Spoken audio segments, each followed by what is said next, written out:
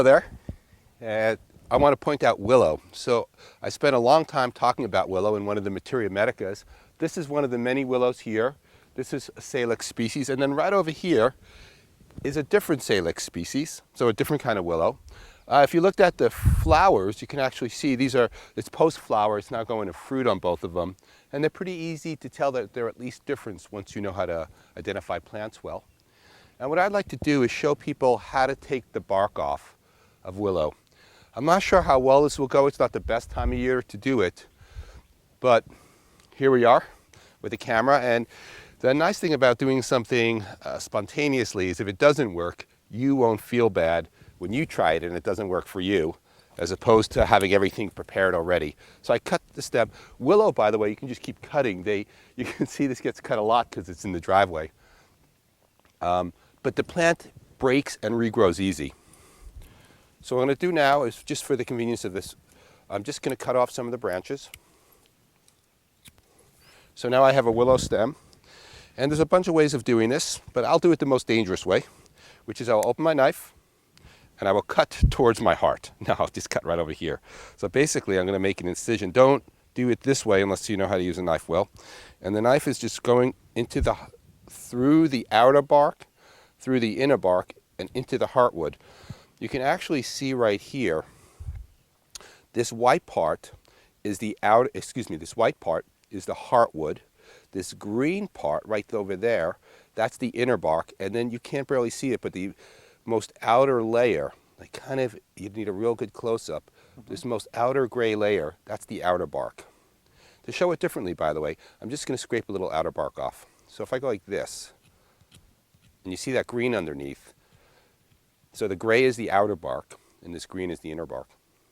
So what I'm going to do now is see if I can easily peel it off. So I've made this incision. Oh, it's going to work great. All right. Watch this. So all I'm doing nothing special. There's no planning here. The apprentices are not behind me setting this up. I'm going to just slip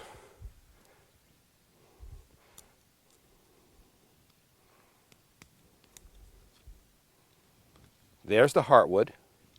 So you can make juggling sticks if you get big pieces. It's not really exactly inert material, but it's not much for medicine.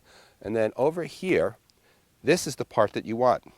The part that you don't want, but you can leave it in, is this very outer bark. Once again, you can see where I scrape it off. But the outer bark is such an insignificant portion here, and it's inert, meaning not toxic and not a problem anyway. You can just leave it on.